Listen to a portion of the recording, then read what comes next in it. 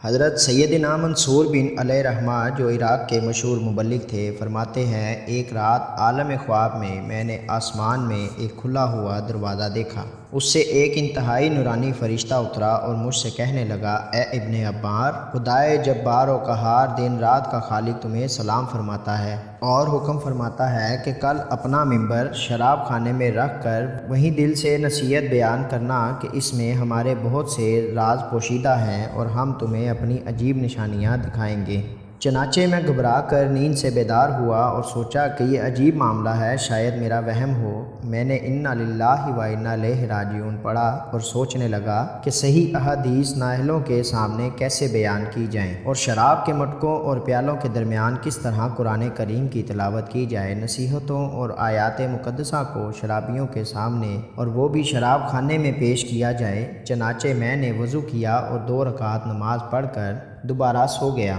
فرشتہ میرے خواب میں دوبارہ نظر آیا اور کہنے لگا، اے منصور، میں نے اللہ تعالیٰ ہی کے حکم سے آیا ہوں۔ اللہ تعالیٰ فرماتا ہے، تم اٹھو اور شراب خانے میں بیان کرو، تمہاری حفاظت ہمارے ذمہ کرم پر ہے۔ چنانچہ نیند سے بیدار ہوا اور مجھے اس معاملے سے بڑا تعجب ہوا۔ سوچ بچار کے بعد میں نے دل سے کہا، ممبر اٹھانے کے لیے کسی کو لاتا ہوں۔ یہ سوچ ہی رہا تھا کہ کسی نے دروازے پر دستک دی۔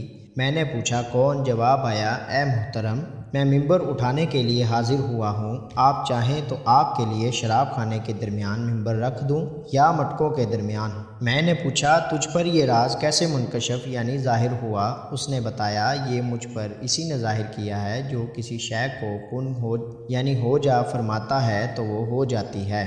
حضور، جو فرشتہ آج رات آپ کے پاس آیا تھا وہی آپ کے بعد میرے پاس بھی آیا تھا اور مجھے حکم دیا کہ میں آپ کے لیے شراب خانے میں ممبر بچھا دوں۔ میں نے کہا، اے میرے دوست، اگر معاملہ ایسا ہی ہے جیسے تم کہہ رہے ہو تو وہی کرو جس کا تمہیں حکم دیا گیا ہے۔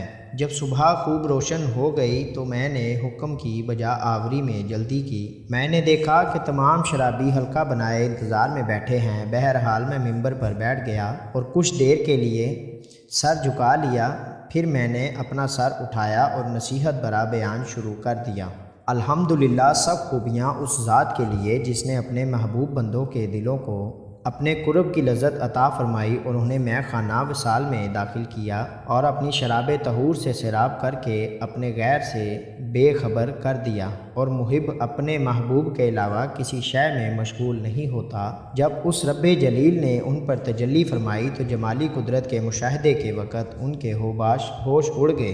اے خواہشات کی شرارت بد مست ہونے والو، اگر تم محبت الہی کے مے خانے میں داخل ہو جاؤ اور شراب کے مٹکوں کے بجائے کرت کے گھڑوں کا مشاہدہ کرو، بخشنے والے رب تعالیٰ کی بارگاہ میں صاحب وقار مردوں کو دیکھو کہ ان پر خوشی و مسرت کے جام گردش کر رہے ہیں۔ خالص شراب طہور کے پیالوں نے ان کو دنیا کی شراب سے بے پرواہ کر دیا۔ ان کے پیالے ان کی خوشی و مسرت ہیں، ان کی شراب ذکر الہی ہے، ان کی خوشبو ان کا قرآن ہے، ان کی شمع ان کی سماعت ہے، ان کے نغمے توبہ و استغفار ہیں۔ جب رات تاریک ہوتی ہے اور سب لوگ سو جاتے ہیں تو رب کائنات ان پر تجلی فرماتا ہے اور پردے اٹھا دیتا ہے، اور اس کے محبوب بندے ایسے جہاں کا مشاہدہ کرتے ہیں جس کا تصور کسی کی عقل میں آیا نہ کسی کے ذہن میں اس کا خیال گزرا۔ اے عقل مندو، ذرا غور تو کرو، اخروٹ اور اس کے چھلکے کے درمیان کتنا فاصلہ ہوتا ہے۔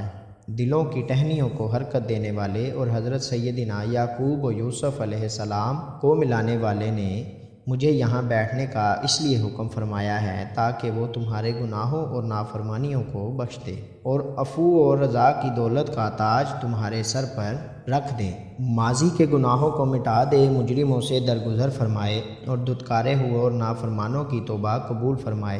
ارے غور کرو کہ محبوب حقیقی موجود ہے، اس کی رضا کی آنکھ تمہیں دیکھ رہی ہے اور مصیبت تم سے ٹال دی گئی ہے، تو کیا تم میں توبہ کا عزم مسم کرنے والا کوئی نہیں؟ بے شک صلاح کے جام تمہارے ارد گرد گھوم رہے ہیں اور تم پر سخاوت کی ہوائیں چل رہی ہیں۔ حضرت سیدنا منصور بن عمار علیہ رحمہ فرماتے ہیں، میرا قیام و بیان ابھی مکمل نہ ہوا تھا کہ نشے میں مدہوش و مجنون ایک نوجوان ہاتھ میں شراب سے بھرا پیالہ میرے سامنے کھڑا ہو گیا اور کہنے لگا، اے ابن عمار، بتائیے کیا اللہ مجھے اس حالت میں بھی قبول فرما لے گا؟ میں نے کہا، اے میرے دوست، کیسے قبول نہیں فرمائے گا، بلکہ وہ خود قرآن حکیم میں ارشاد فرماتا ہے اور وہی ہے جو اپنے بندوں کی توبہ قبول فرماتا ہے۔ یہ سن کر نوجوان نے پیالہ اپنے ہاتھ سے پھینکا اور حیران و سرگرداں باہر نکل گیا اور اپنی غفلت کی نیند سے بیدار ہو گیا۔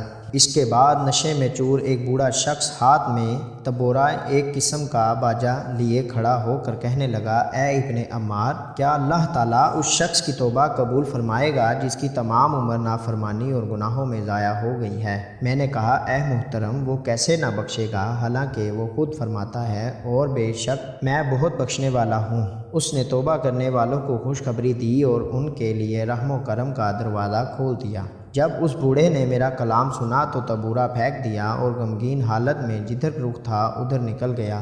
پھر میرے سامنے شراب سے کھیلتا ہوا ایک نوجوان کھڑا ہوا جس پر وجد اور مستی چھائی ہوئی تھی۔ وہ کہنے لگا، اے منصور، اللہ تعالیٰ نے تمہیں حکم دیا کہ مجھ سے عہد لو، اور اب تو عہد کا زمانہ گزر چکا ہے اور وعدہ پورا ہونے والا ہے، مطلوب و مقصود کے حصول کا وقت آ چکا ہے۔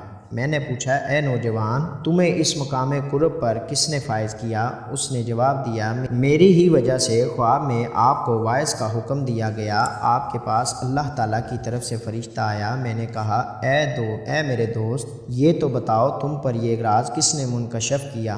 اس نے جواب میں یہ آیت مبارکہ کی تلاوت کی۔ ترجمہ: اللہ جانتا ہے چوری چھپے کی نگاہ اور جو کچھ سینوں میں چھپا ہے۔ پھر کہنے لگا، اے منصور، جس پر اللہ تعالیٰ کے لطف و کرم کی خوشگوار ہوائیں چلتی ہیں وہ صاحب کشف بن جاتا ہے۔ میں نے پھر دریافت کیا کہ اے محترم، لطف و کرم کی یہ خوشگوار ہوائیں تم پر کب چلیں؟ وہ بولا، آج رات جب کہ آپ سو رہے تھے۔ پھر کہنے لگا، اے ابن عمار، آپ میرے رہنمائی اور اس کی بارگاہ میں قرب کا سبب بنتے ہیں، تو کیا اس کی بارگاہ میں آپ کو کسی قسم کی کوئی حاجت ہے؟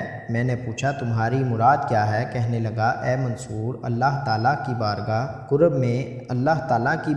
قرب میں ایسے دوستوں کے درمیان جس محبت و انس کے پیالے گردش کرتے ہیں اور حجاب اٹھا دیے جاتے ہیں۔ اگر آپ مجھے دیکھنا چاہتے ہیں تو وہاں مجھ سے ملاقات کیجیے گا۔ وہ ہوا میں اڑتا ہوا میری نگاہوں سے غائب ہو گیا۔ میں اسے دیر تک ٹکٹکی باندھے دیکھتا رہا۔ پھر میں نے چند اشعار پڑھتے سنا جن کا مفہوم یہ ہے، میرے محبوب حقیقی نے مجھے پکارا ہے، اس سے وصال کی گھڑیاں قریب آ گئی ہیں۔ اب اگر اس نے پوچھا کیا چاہتا ہے تو میں کہہ دوں گا، تیری محبت کا ایسا جام کہ جس کے نشے میں عرصہ دراز تک حیران سرگرداں رہوں۔ اے میری آنکھوں کے نور، میں تجھ کو ایسی نظر سے دیکھنا چاہتا ہوں جس میں دوری کے بجائے صرف قرب ہو، کہ اب اس شوق میں تو میری عقل ختم ہو چکی ہے۔ اے میرے محبوب، میری زبان پر سوائے تیرے ذکر کے کچھ نہیں، اور جب تو نے مجھے وصال کی خوشخبری دی اور میں نے اس پر لبیک کہا ہے تو اس کے بعد حاضر ہونے میں سستی کا مظاہرہ نہیں کیا۔ حالانکہ میری حالت تو یہ تھی کہ لگاتار گناہوں میں ڈوبا ہوا تھا، لیکن تو نے مجھ پر کرم کیا اور میرے دل کی بیماریوں کا علاج اپنے وصال سے کیا۔ مجھے اپنی بارگاہ سے دور نہ کیا۔ میں گناہوں کے گڑھے کے کنارے پر تھا، لیکن تو نے مجھے اس میں گرنے سے بچا لیا اور مجھے اس راستے کی پہچان کروا دی جو تیری بارگاہ تک پہنچنے والا ہے۔ اب میں اس پر چل کر یقیناً اپنا مقصد پا لوں گا۔